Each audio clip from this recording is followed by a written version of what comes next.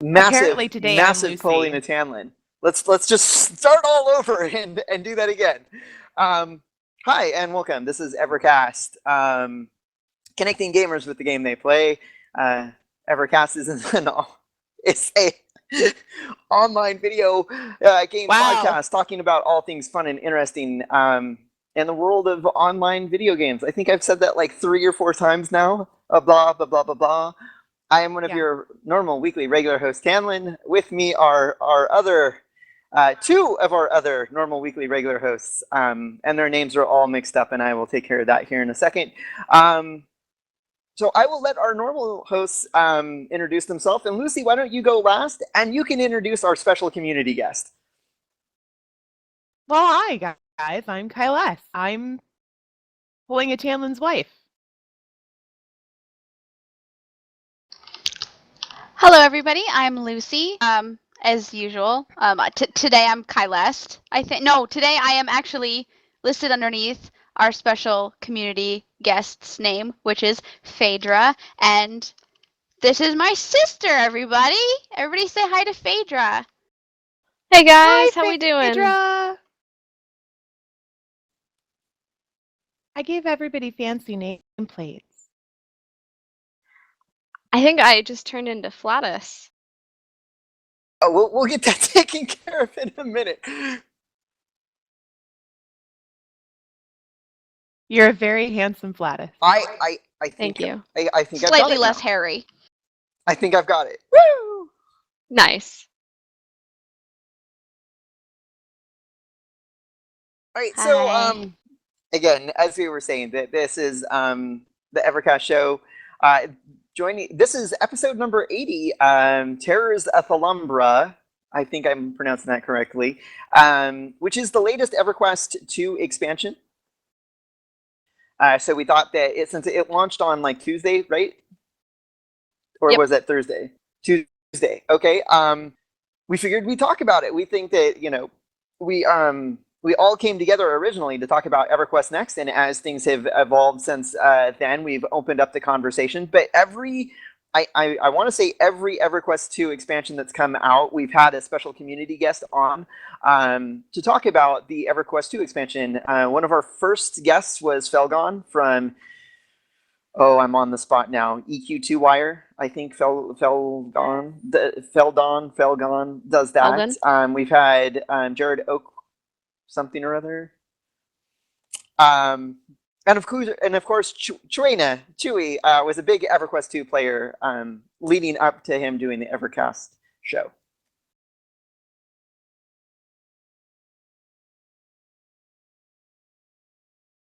So, but first, we have a very, very short amount of ECast news. The one thing that came out today was Crowfall announced that they hit $6 million in crowdfunding, which isn't counting the amount of initial investment they had, but that's they're rolling out their progress updates. They're doing their alpha weekends. I know a couple of the people that I follow on Twitter were tweeting out about being in the Crowfall weekend. And then the other ECast news is that Blizzard has started to put out the World of Warcraft Legion data packets on their distribution network, and people are data mining that. So if you are interested in the changes that are coming and aren't patient, you can go and you can look, or you can just sit back and wait and see it when Blizzard finally unveils the class changes that they haven't announced yet. Have I missed anything? OverWatch beta is this weekend. Oh yeah, and only the people I know that don't have that much into first-person shooters, they all got the invite.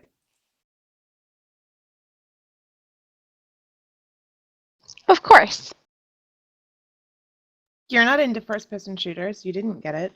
No. But I know that one of the raiders in my Warcraft guild got it. One of the persons in the other Warcraft guild that I somewhat raid with, they got into it, and his girlfriend / fiance got into it. And meanwhile, I bought the jacket, or I got gifted the jacket, and I didn't even get one. Nobody can see that it's the Overwatch jacket. All we can see is that it's gray.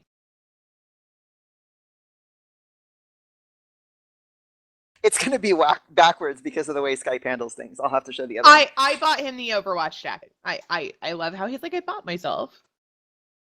Fixed it. I corrected that. I was like, no, I didn't do it.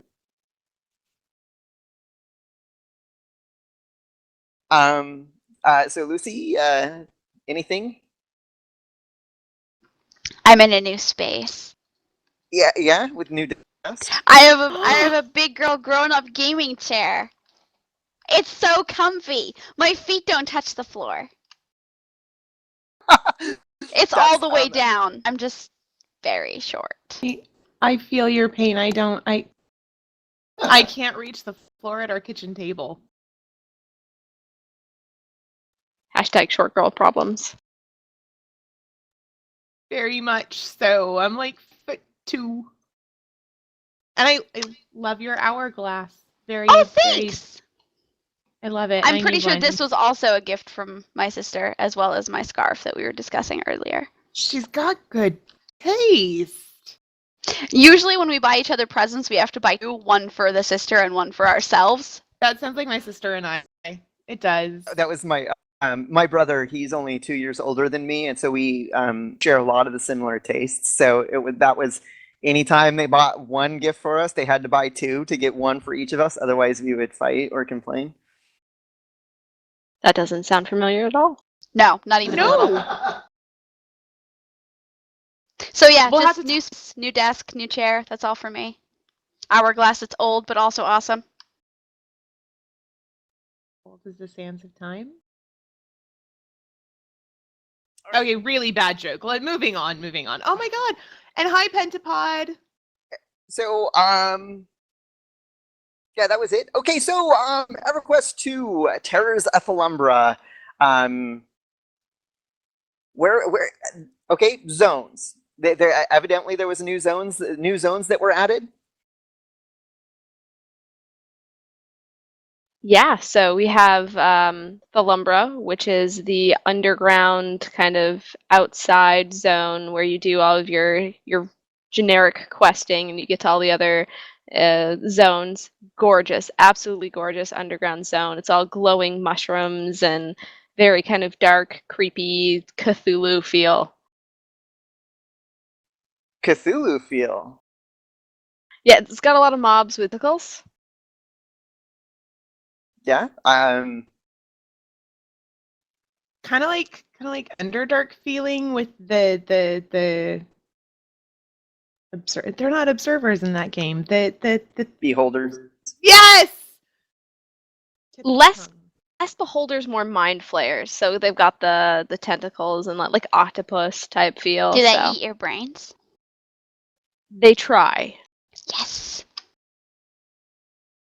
And then we have Maldura with the underground city of the gnomes and the dwarves.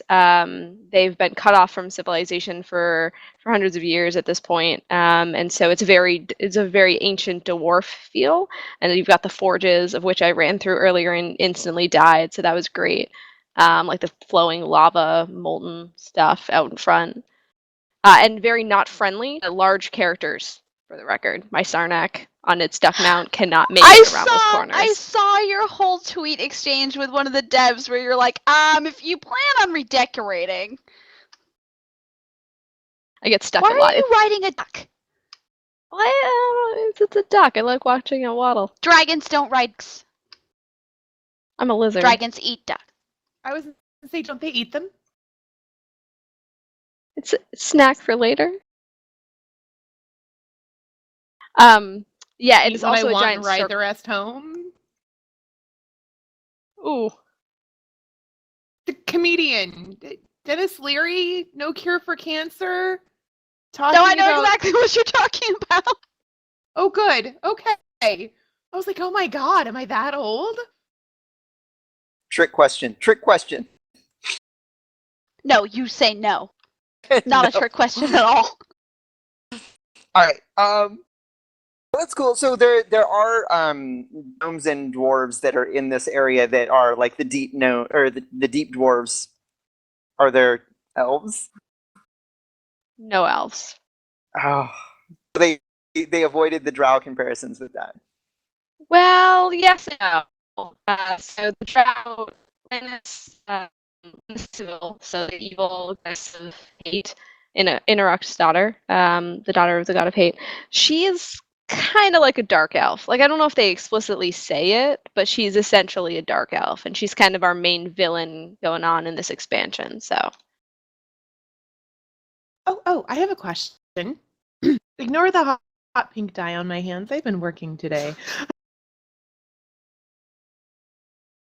Okay, can you tell us how do we get the expansion? When do we get the expansion, and how much is the expansion?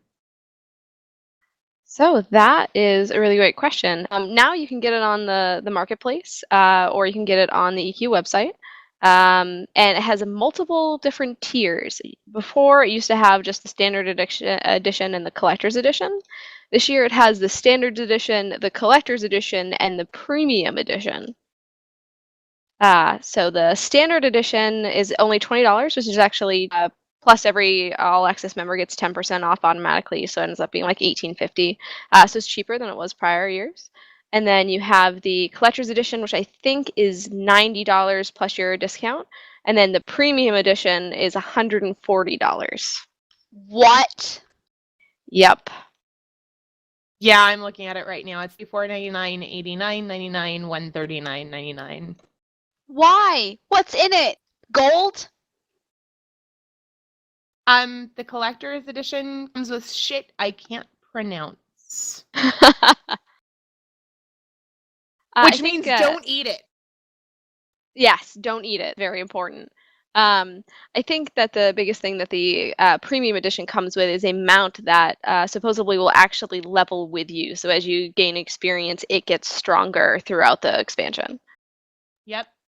It's called a cave drifter. It's kind of cool looking. I'm not saying I bought the collector's edition, but I'm saying I might have bought the collector's edition. But you didn't buy the premium edition. I'm sorry, I may have bought premium edition. You dropped $150 on. Well, you know, I 140. believe that. Oh, sorry. Plus the discount, it was like 130. Okay. But it comes with two mounts. Oh, two the Cave mounts. Drifter and the Darkhaven Cave Drifter. Ooh. Yeah, so you get different colors. Colors are I like important. Colors. Right? Whoops. Yeah. Ask Kylest. I'm not supposed to get her started.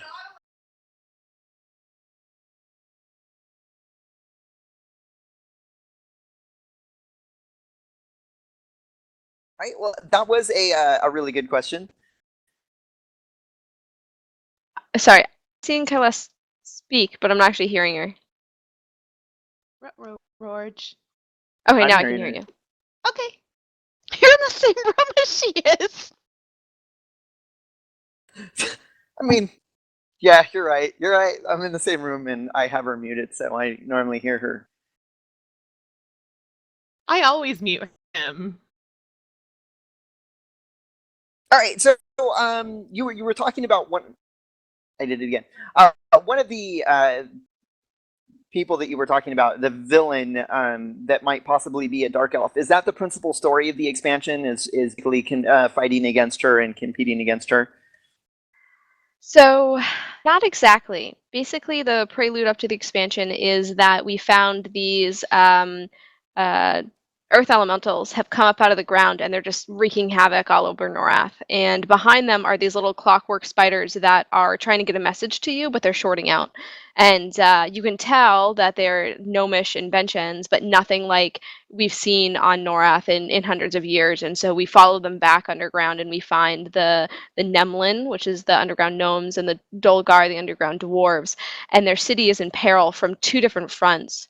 So they have the immolated, which are basically not undead, but they're not alive either. They don't feel pain. They won't stop. They just keep attacking the city. And then they have the what is the other one? The aberrants?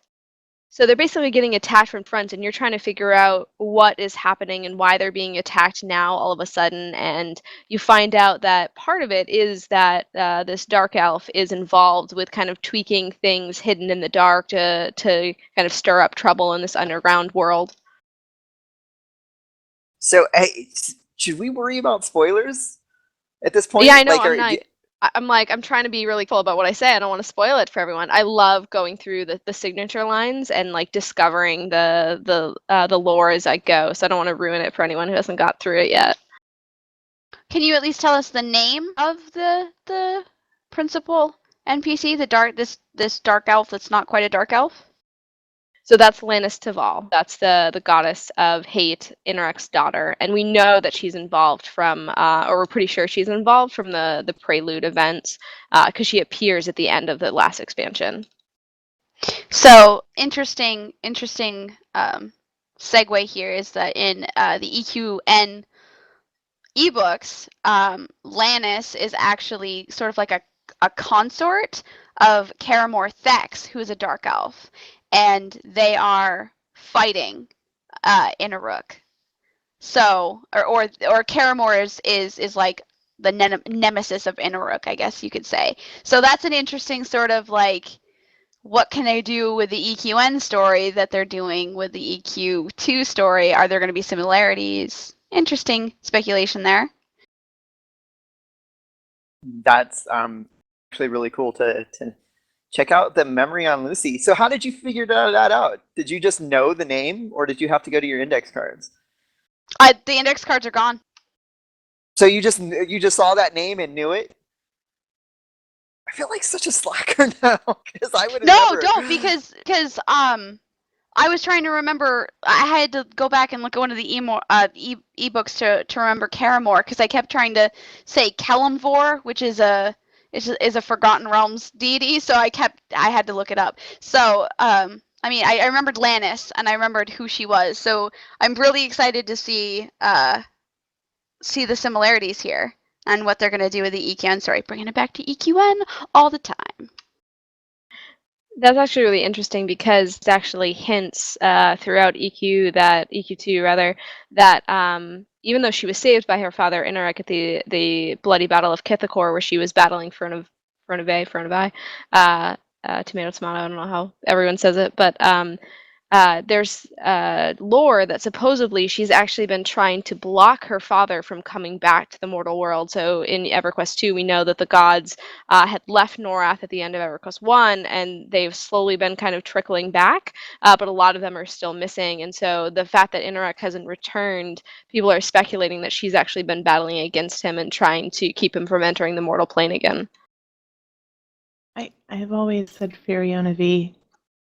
We didn't do a whole episode on it, but we did a big segment on pronunciation, and it's actually pretty funny to go back and listen to it again. But yeah, I don't think it necessarily matters. We understood what you meant. I'm not saying she's saying it wrong. I'm just saying this is how I see it. All right, so I followed you on Twitter, and I've already seen that you've tweeted out the raids were opened up as soon as the expansion launched, or how did that work? Because I've already seen you're already downing raid bosses in the expansion. Yeah, so the raids opened day one. The ×2 was locked behind a short access quest. You had to do 3 quests and then do one of the heroic zones. But people were in there day one, and looking at raid progression is really interesting now because the servers have been merged. So there's 3 servers each that had merged 3 servers. So we're seeing a lot more competition on the servers these days.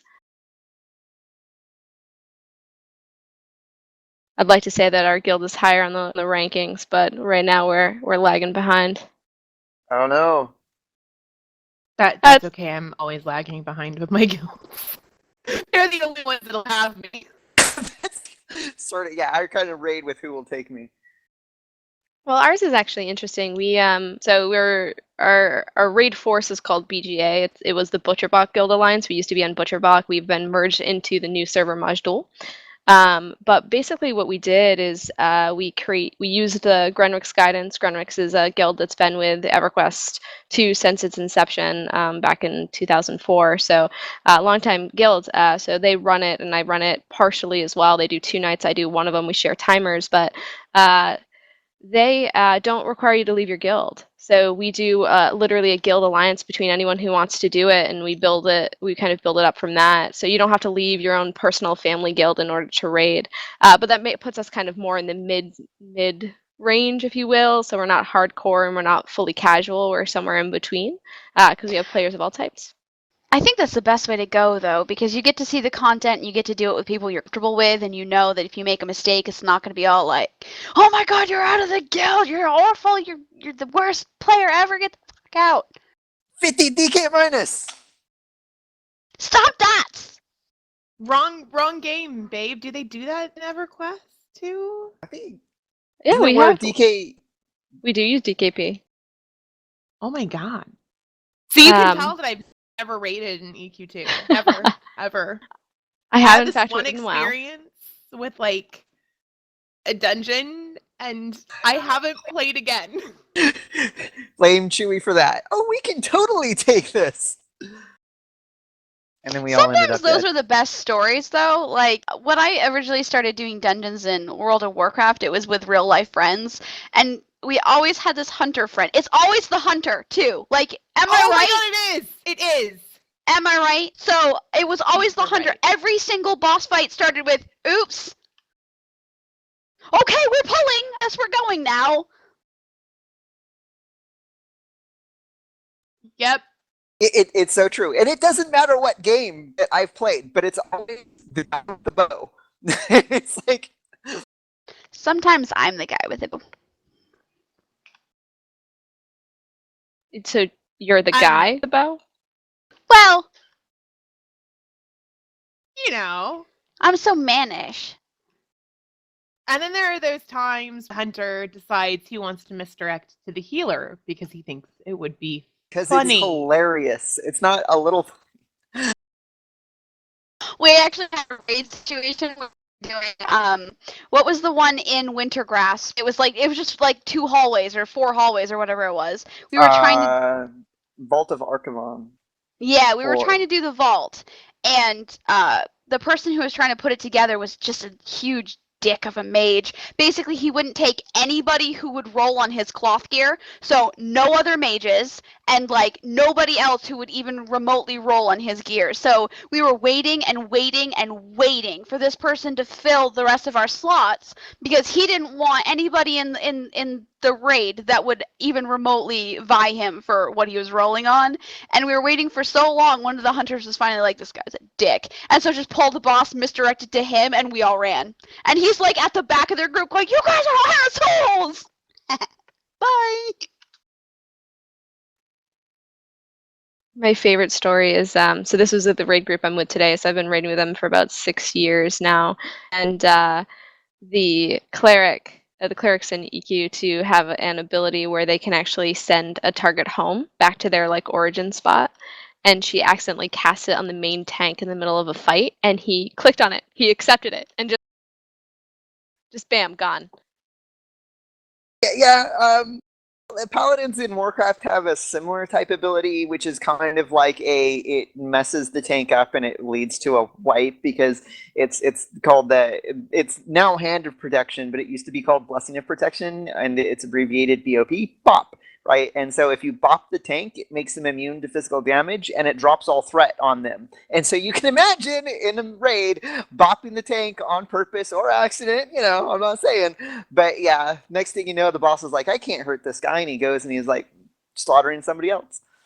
I think I got one of the orphan achievements in World of Warcraft because you have to take a tower while your orphan's out in a PvP battle to get a certain. I'm pretty sure I went with a paladin and he did that to anybody who tried to touch the thing before I could get to it. Oh, because right, it like because makes it makes them immune from being able to capture the thing. I got so much abuse for that. I'm like, sorry, I need the achievement and I'm not a PvPer. Bye.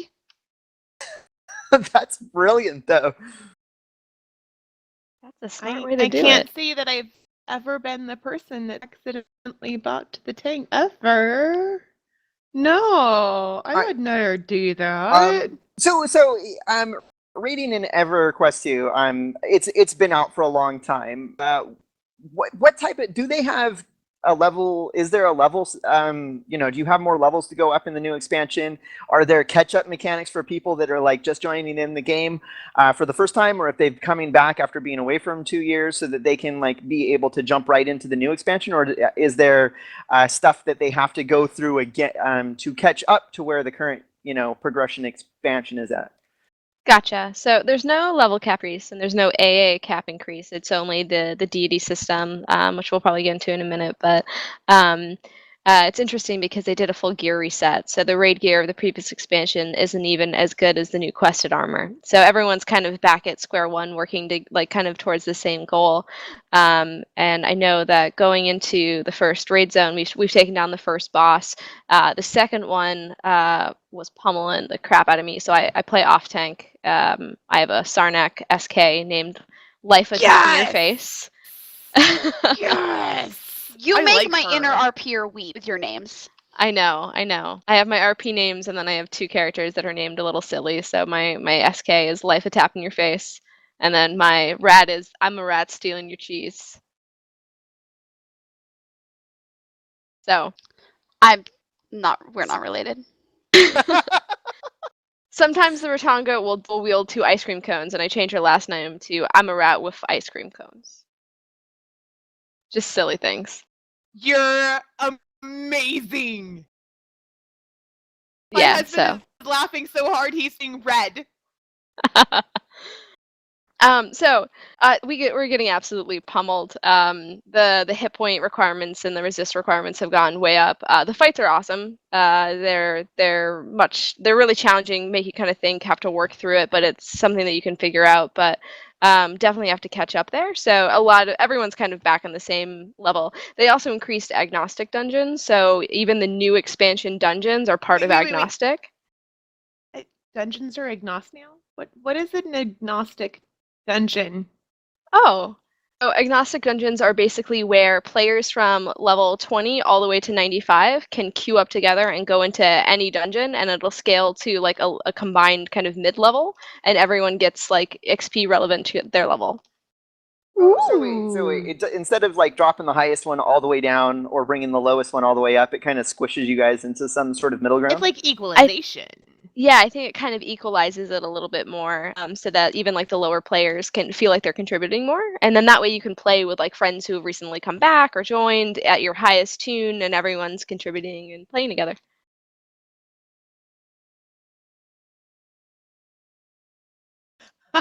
Yes, and both Kylest and me both at the same time that one of the the main tank for one of the raid groups and the guild leader has a druid that is a druid.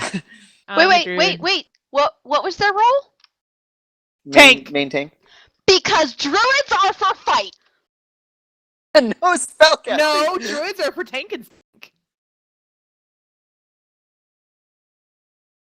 Yeah. For So fight. I'm playing a druid now. Are you for fight? I am for fight. Then you're doing it right. And it's even a night elf. Filthy Alliance. Luci approved. Yes. Hey! He just called me Filthy Alliance. Oh, Ask I heard how many him. Alliance characters he has at 100. Hey, babe, how many Alliance characters do you have at level 100? I have 1. Shut the fuck up. Okay. Yeah. And besides, we keep getting sidetracked onto that other thing. I mean, but you mentioned that you raided in WarCraft. Have you raided in other MMOs outside of WarCraft? And are there interesting comparisons that can be made? Because I've only raided. Well, now I can add 3. Like I did a raid or 2 in Guild Wars 2 and didn't really like it. So I played EverQuest 1, rated there, played WoW, rated there, played EverQuest 2, rated there. I didn't get to rating in WildStar. The Though I will say the heroics were challenged enough of themselves. If you were trying to get keyed for raids, that's where I was when I left WildStar. And I don't think I ever got to raiding in Guild Wars 2. I think I was mostly PvPing with the other half. But I will say, so I went from EverQuest 1, which was very much just heal as hard as you can, and you kind of have to stand in specific places, to WoW, which, quite frankly, I'm EverQuest fangirl forever, always will be. But WoW really transformed the raid scene. No, not at all. WoW transformed the raid scene. It made it very difficult, strategic. Like it basically forced you to have skills as a player, to, dodging out of the red circles and all of that. So it was a very new world for me, and I like seeing EverQuest 2 get kind of back to something like that, where you need to have skills and kind of pay attention to your surroundings. You're not just standing there just smashing your buttons and doing that. Though there is something to be said for, we play with a lot of older crew in our raid force that struggle a little bit with that. So I like when it has a kind of a happy medium where you can kind of help them, or maybe if they're struggling, it makes it a little bit more difficult for the raid, but you can kind of hang in there. Also, it makes it easier for her to play games at once. That may or may not happen sometimes. I have seen you raid in EverQuest or EverQuest 2 while questing in the other. I have seen it. Oh. So I know the whole fangirl thing. It's okay. Very nice. So I have a note down here that they added some new interesting features with the newest expansion. One of them is they expanded the deity system. Yeah, so deity system in the past was that you picked one god, either evil or neutral if you were an evil character, or good or neutral if you were a good character, and you had 5 quest lines that you had to do, and you would get an altar that you could put in your house, and as you finish those quest lines, it would unlock miracles that you could sacrifice armor and equipment to your gods. You would get points, and then you could buy those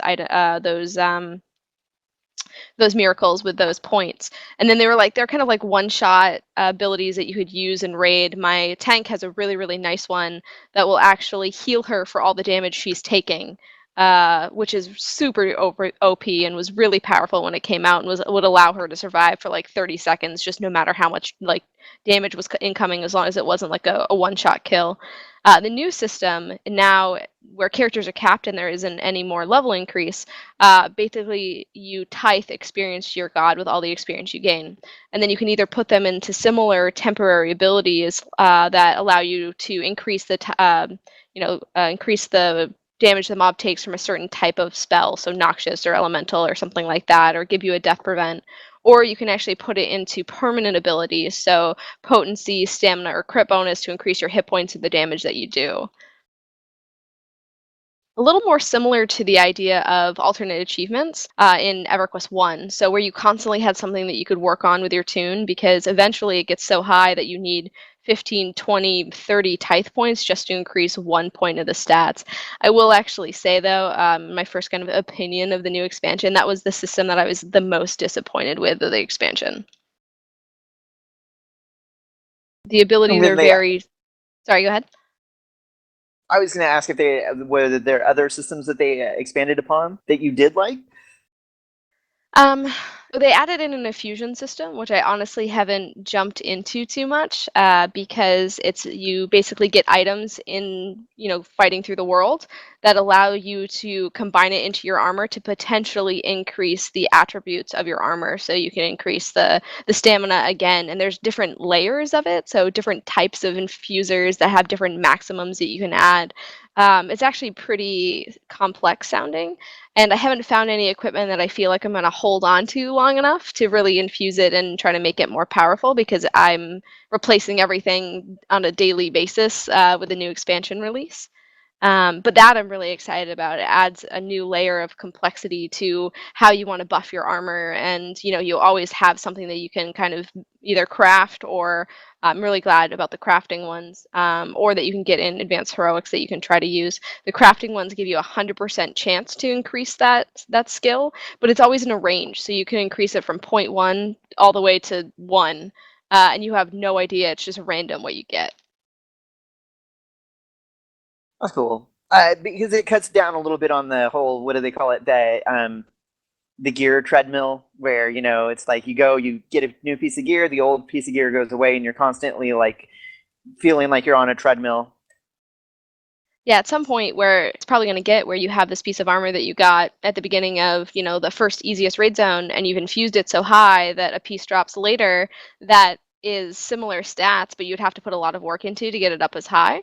So it's kind of this constant increase, and very strategic. I think that it can be very strategic in deciding what you want to do when. That seems like a better system than just you always need to roll on something that drops from a raid zone unless you have it already. It seems like it will help raiders a lot more. So like if there's a piece that's difficult to get, like if you're having trouble with a boss, you can take a piece that like for example, if there's a chess piece that drops off a mob that you guys are having trouble with, and you can't defeat it, so you just take a chess piece that is slightly lower and infuse it up, so then you don't need to defeat that boss in order to have something comparable. I like that idea a lot. Yeah, like I said, there's multiple layers of it and kind of caps and all of these things. And I've read the write-up of one of the players did of it on it twice, and I still haven't quite figured it out, so I haven't jumped into it, but I'm really excited. I think that's something that's going to give us like replayability.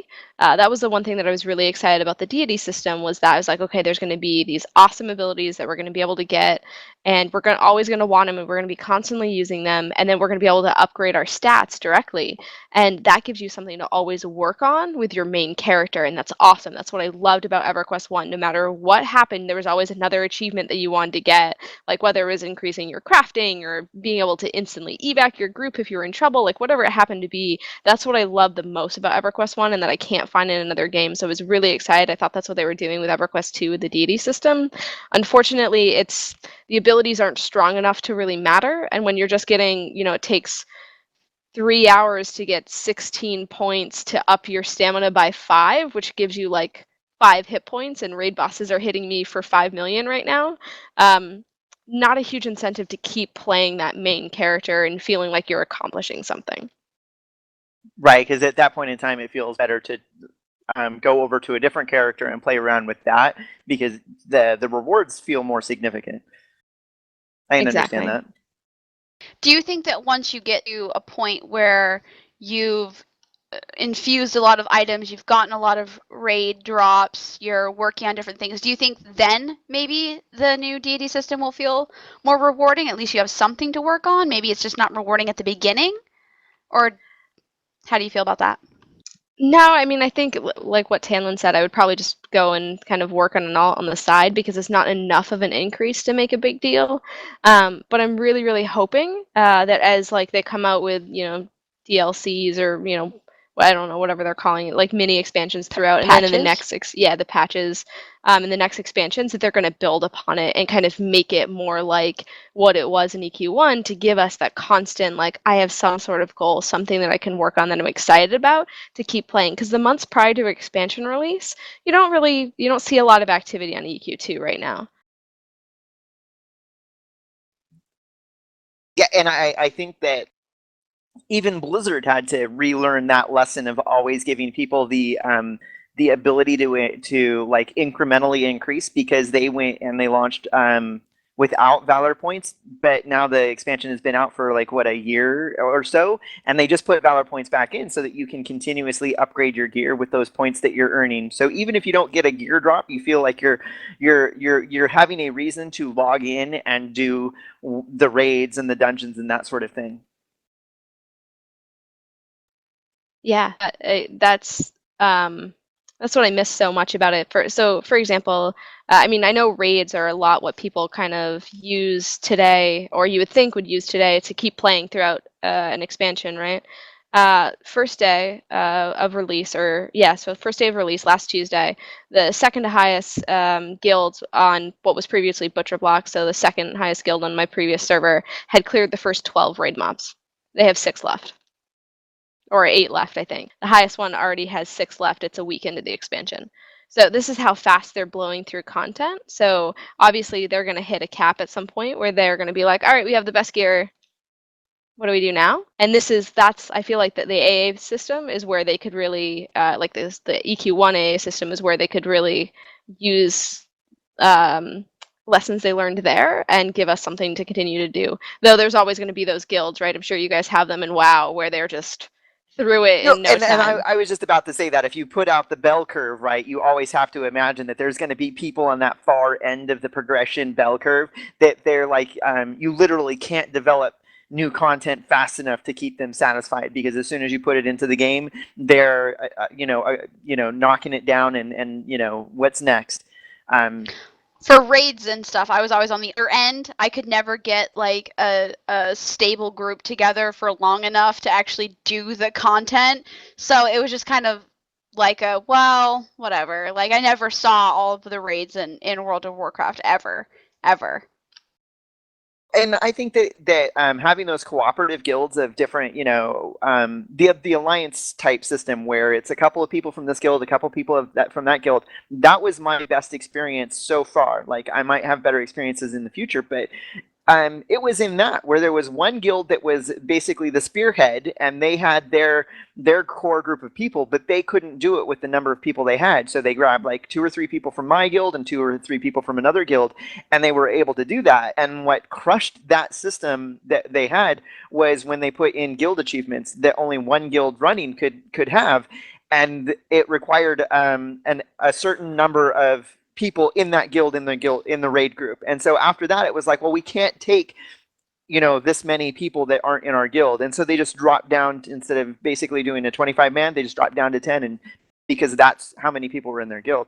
And so I thought guild achievements killed small guilds. oh yeah, I will tell Blizzard that over and over again. Guild achievements killed small guilds, and guild levels did, because instead of leveling up a guild seeing like you were unlocking perks, what it turned into is that if you weren't a max level guild, you were actually playing at a disadvantage compared to other players, and people just didn't want to be part of something small. I think the other thing too for me is that I've been on the far end of spectrums for raiding. So in EQ1, I did like pickup raids and never went into like a big one. I just kind of did it whenever I had free time, though. In EQ1, back then, raids were 6 to 8 hours long to kill one mob. So yeah, and playing a Sky, we would literally spend all day there, camp out, and all meet in at like 6 a.m. the next morning and go up again. So that was a little bit of a different world. And then on the far end of the spectrum, when I played WoW, I hardcore raided. So I was playing 5 nights a week, raiding content. And both of those were just kind of two, one was way far intense, one was not. So having this casual space is kind of creates 2 things for me. One is it creates a great community, and what I play MMOs for is community. So if I don't have people that I love, that I want to see and talk to every day, I'm not going to continue to play that game. No matter what it is, even EverQuest I, that's why I ended up moving on, is because a lot of the friends I had there ended up moving on. And now I have friends all around the country, all around the world, right? And that's what I love about it. The 2 is that it does create a pretty big disjoint, or a big kind of scale, if you will, of skill level, right?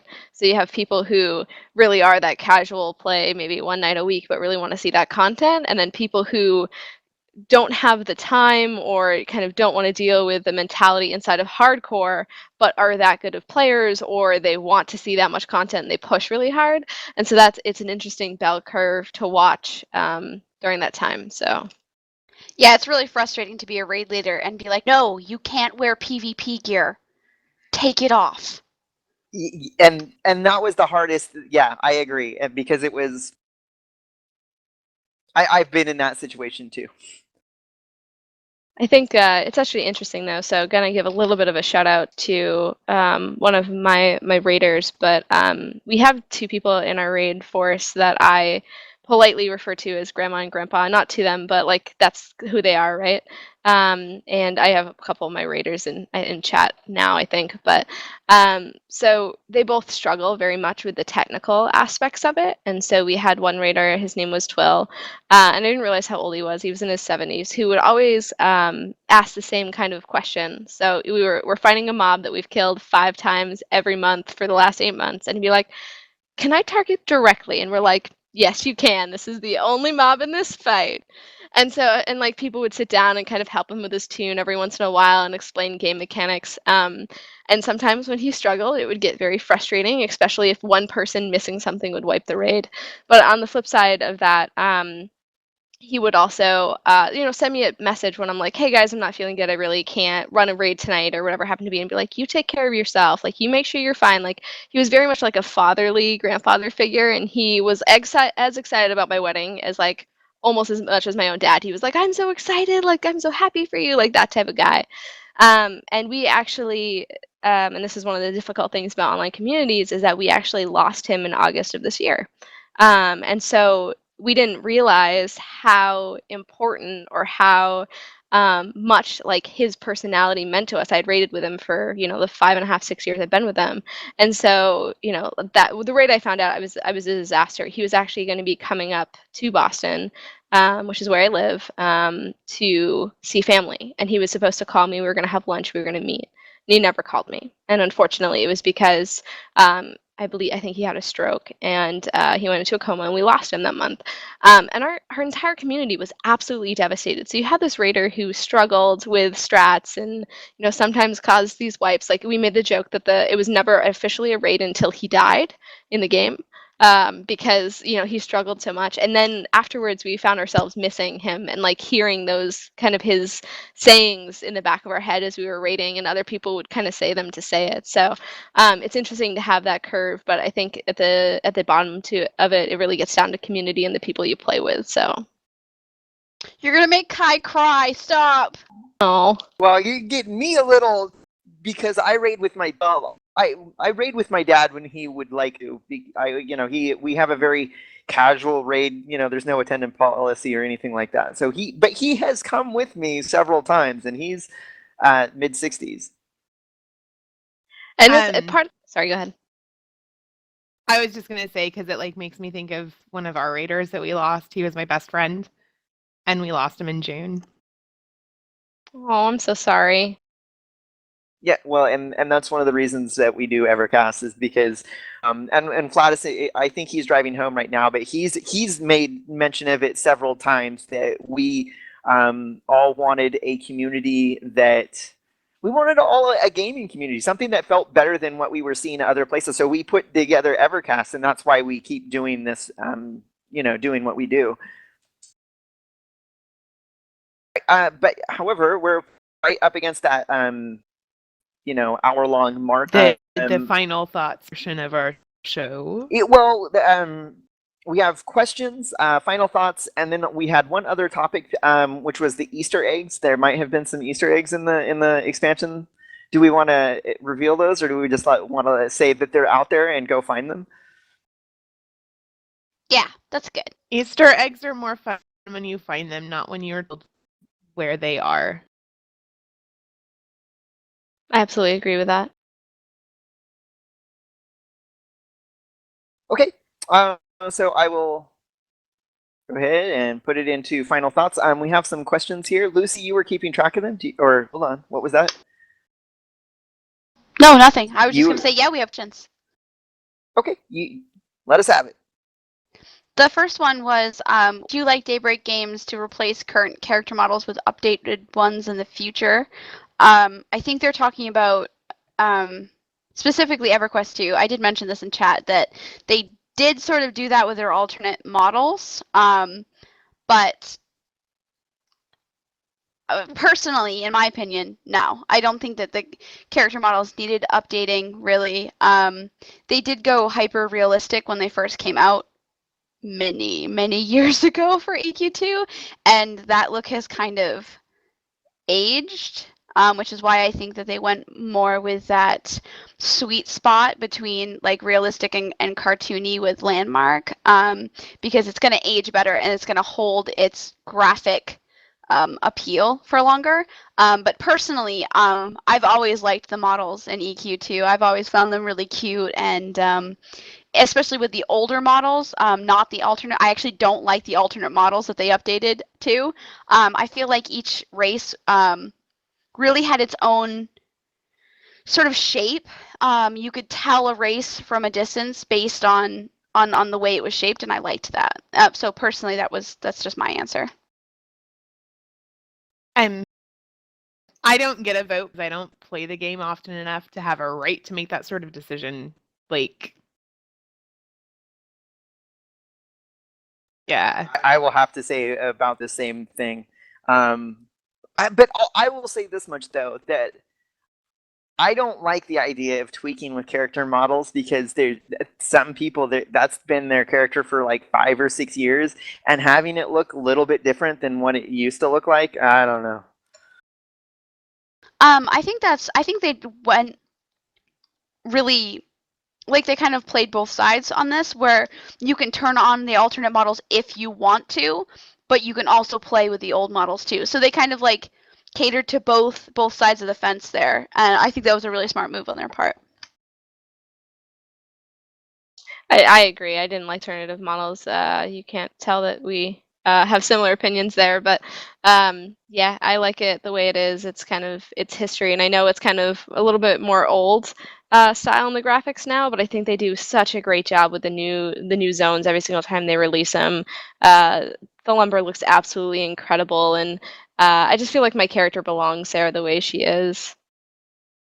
I think maybe they got some ideas for Thelumbra from Landmark Caves, maybe, with their glowing mushrooms and their darker, creepier feel. Or maybe it was the other way around. Maybe they started working on Thelumbra and then we're like, hey, let's put this in this new game and update all the, well, just a thought. All right, next question.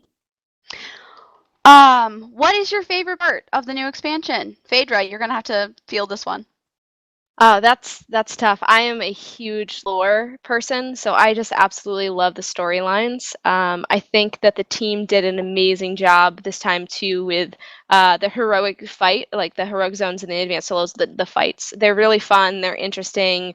It takes a little while to work them out, but you don't get frustrated with it. It's like a really good learning experience. So between the lore and then just the way that they made the battles unique and new types of mechanics for fights, so that's my favorite part.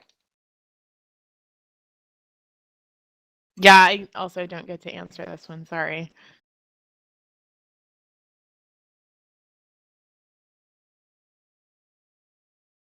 Good to move on to the next question?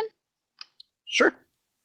Okay, so our last question is, should EQ2 give up on PvP and focus on good PvE content? I am not a good person to ask that question. While I do PvP in other games, I've never really enjoyed PvPing inside of EverQuest. It just, I mean, if you're in the we're not PvP related. servers, that's fine.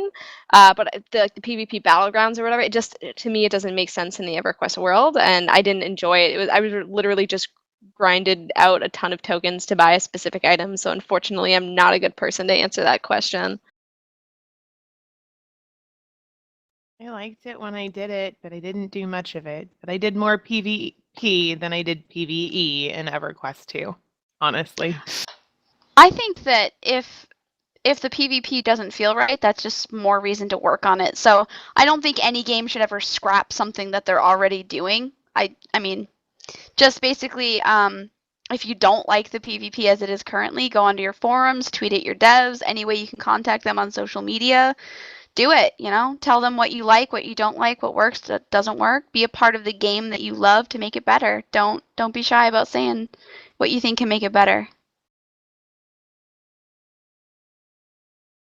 Though I do think it's important to note that there's a lot of moving pieces in any game, and so when people are frustrated because the devs haven't gotten to it, just know that there's probably a lot of things that they're working on in the back end that they really are trying to get to, and so they just kind of have to balance and prioritize, and maybe that choice isn't always theirs either.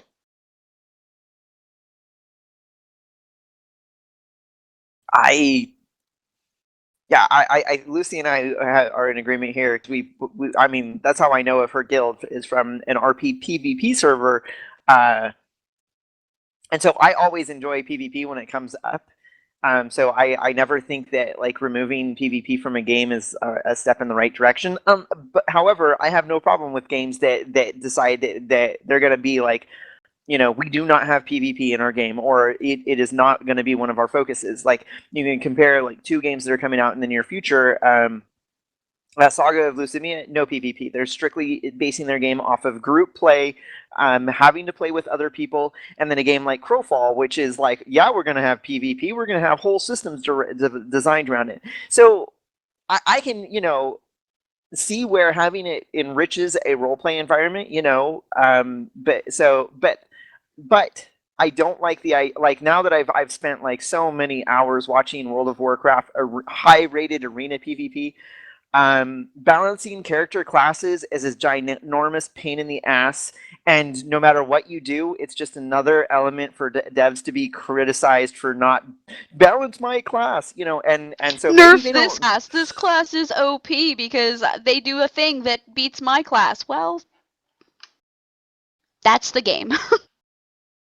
Yeah, and so yeah, and so that I will say that is like I don't foresee that there's a good opportunity for EverQuest II in that highly competitive where tiny percents really fluctuate the balance, and so I don't really see it being that sort of game. And I think that they do better when they focus on the things that they do well and they are known for. Yeah, but again, they're not trying to be competitive arena sort of Right. PvPers either. So, I mean, it's there because if you like it, do it.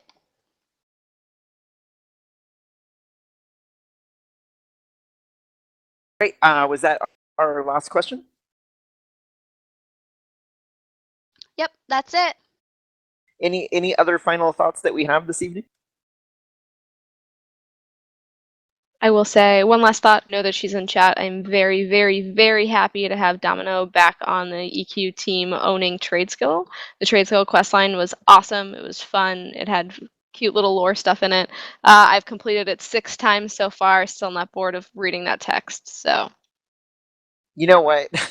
And it's so shameful because I am the crafter host. I am the one that is like, give me a crafting system and I'll spend hours on it. Oh, I love crafting too. And we didn't even bring that up, even though that, like you had said, Domino is in chat, and I know that she tweeted out that she was working on it, and yeah, so the trade skilling, it's a really good system. You like the way that it's progressed? yeah, I really, really enjoy where you're crafting something that's super important, and if you mess up, you die. Like, it's not like a big, like, negative, like, you don't lose all the items or anything like that in terms of what we've been crafting, but I think it's really cool when they add that in. And it was just really awesome where in this expansion, one of the other big things they did, while they did a lot of things I didn't think about, is they kind of started removing, like, the little quest feathers. So it wasn't obvious who you needed to, you needed to go to first. And so doing the crafting line was much easier if you had actually like paid attention to it in the past and like You read mean like the lore. read the text that was given to Yeah. you? Oh, you have to read those things? What? You can't just follow the trail of glowing lights. Yeah. Exactly. What And an so idea. it was like Reading. you need to find an expert, like a dwarven expert, or you need to find a underfoot expert or whatever. And because I've played it in the past, I'm like, I know where to find those. And so it was really fun to go and to discover it and figure it out and kind of go through it. So it was really fun, and you get a really nice item at the end. That's the other thing I forgot to mention is there's relics in the game now, which is super powerful items.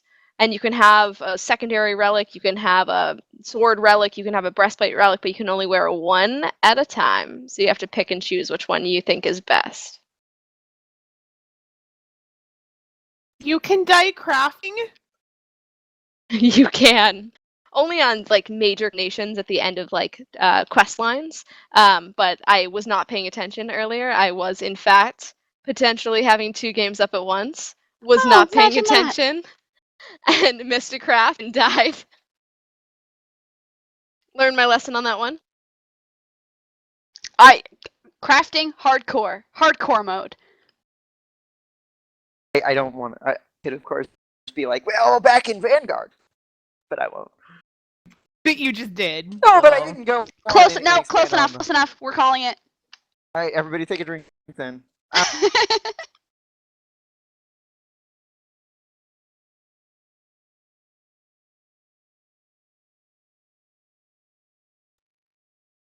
Dot. Well, if that's it, I will So again, thanks for joining us. It's always awesome to bring in somebody from the EverQuest II community to talk about an EverQuest II expansion.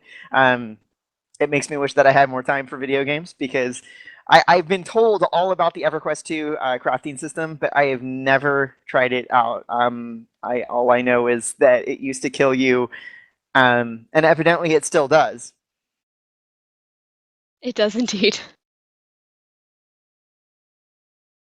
Pentapod just said crafters were dying in EQ2 before Vanguard even existed. That's actually, say, it's true story, because as you're crafting, if you miss a combination to hit, like, for example, like, problems arise while you're crafting that you have to counteract, and if you miss it, your character literally, like, doubles over as if they were punched in the stomach and you lose hit points. So every once in a while I'm crafting, my character goes, ugh!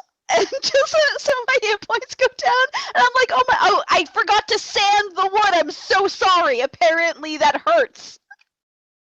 Yeah, like, I didn't add the salt to my recipe for the pie, so now I'm going to actually pay for it.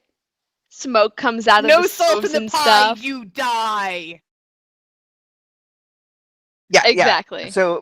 So of course Vanguard came after EverQuest II, and when the crafters started playing that game, the people that had come from EverQuest II was like, oh my goodness, this crafting system, the forge isn't killing me. What's this?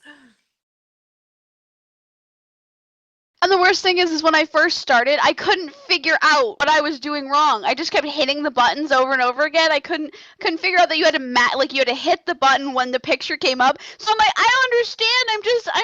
I'm doing everything right, and it's not working. Oops.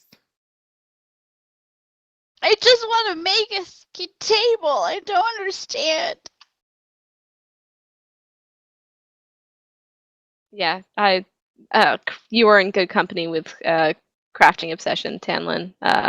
I got obsessed in Wildstar. That was one of my favorite things there. But one of my friends is even more obsessed than I am. She has 15 crafters in EverQuest II. There's only 9 different classes. She has dupes of 2/3 of them. Yeah. And I know Lucy's a fan of spreadsheets. Are you also a fan of spreadsheets? Because I used to keep You should see her notes. Hold on, I think I can. It's not necessarily spreadsheets for me, but lists. I like lists. Yeah, exactly. I have spreadsheets too, but sometimes when I'm using both screens, I use a notebook instead. So that was the list of my best gear. So I'm also playing EverQuest 1's time-locked expansion servers, and so that was the list of best gear and slot, and highlighting what I wanted to get and Totally crossing doing up it. what I had. Yeah. So. Wow. I know that. And what bosses they drop on. When I spent the summer over with my sister, and she had to leave to go do something, and I had to watch her computer to make sure that her mob didn't spawn while she was out. She was worried that the mob would spawn the 30 minutes while she was gone. I had to sit there and like wait for this thing to spawn for her. It's a mob that's an 8-hour time frame, so it only spawns once every 8 hours, and it was best in slot for all healers in game on launch. And if I remember correctly, the servers actually crashed the moment I left the house, and the mob was killed before Luci was able to bring me back in game, because it's that contested. So as soon as the servers crash and are brought back up, all of the mobs are automatically spawned, all the named mobs spawn. So that's where everybody rushes, and so it killed, and then I had to wait another 8 hours. And it was all my fault. And I waited 16 hours for that one mob. Sounds like something he would do. I've done it before. I've camped the mob for a there was a production manual that increased the amount that you could refine at a time, because it used to be that you could refine 5 at a time, but if you got the production book, you could refine 20. And so everybody wanted it, and it was on a named mob that spawned like once every 2 hours, but he didn't always spawn. Like sometimes a placeholder would spawn in his space. So literally my roommate and I would set a timer for like 2 hours, and then like timer would go off. We'd go log in and, kill the mob or the placeholder and see if he dropped the production manual.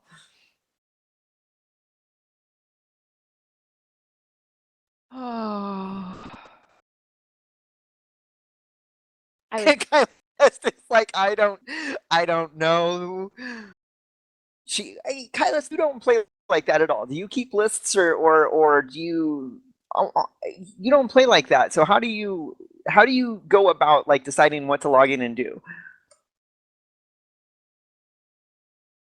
I mean, like, I I don't understand the question. I log in and I'm like, what do I feel like doing right the fuck now?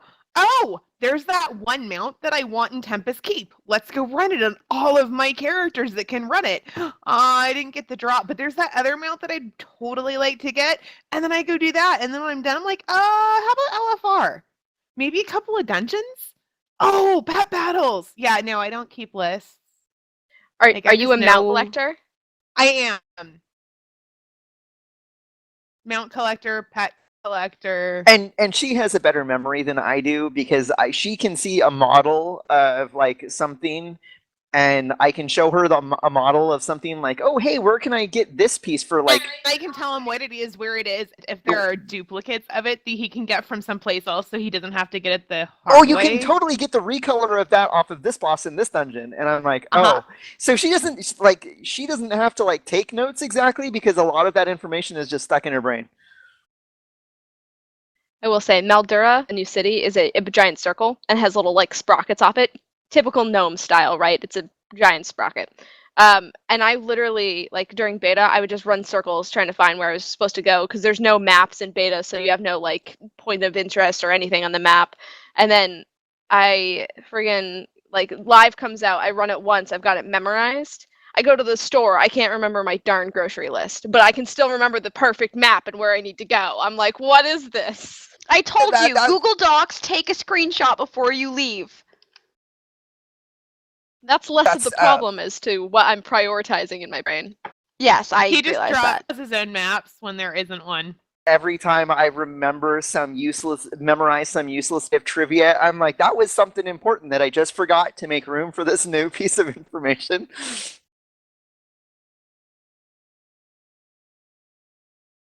True.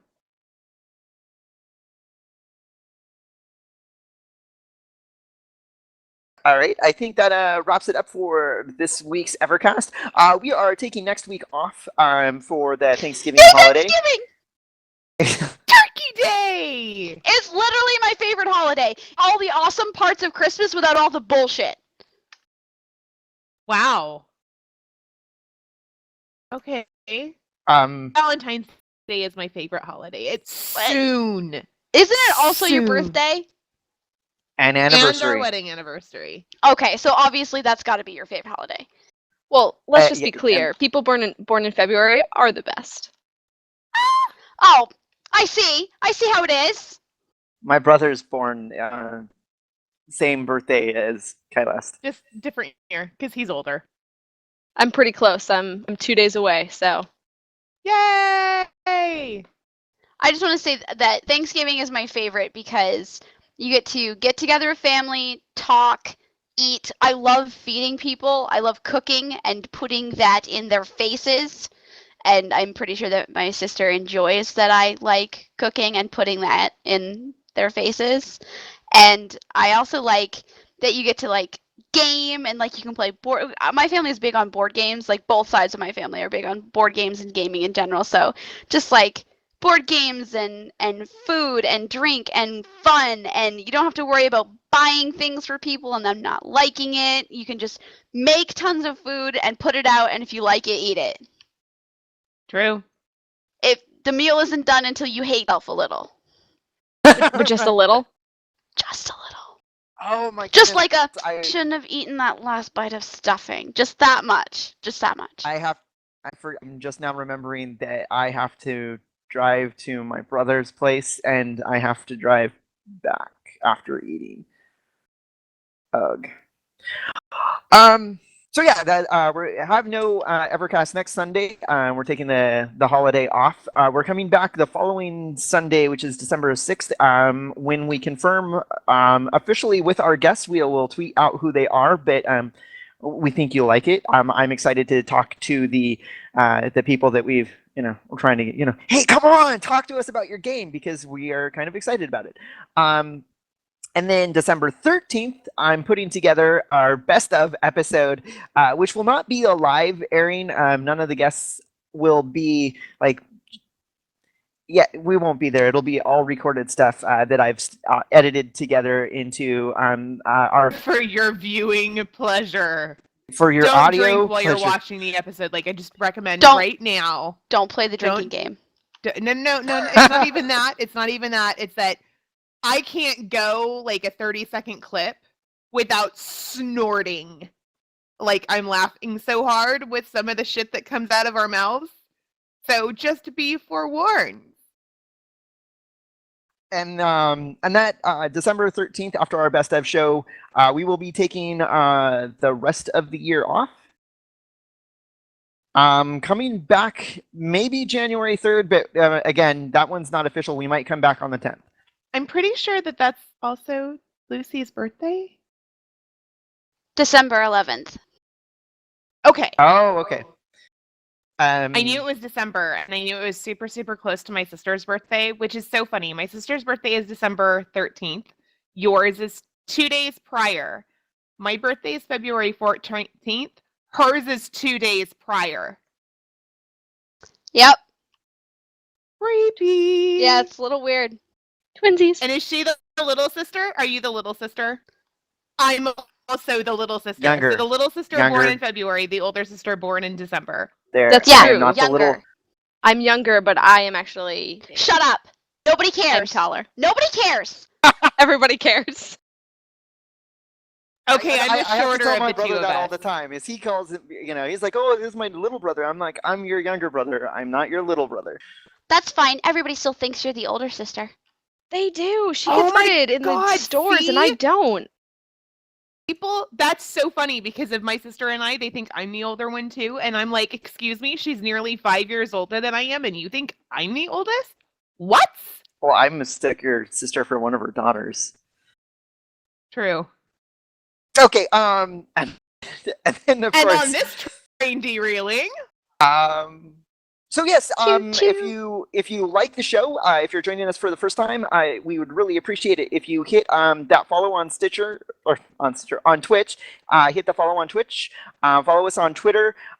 We have a YouTube page that we will upload this video to in about 2 or 3 hours. It'll show up on YouTube. You can hit the subscribe button over there.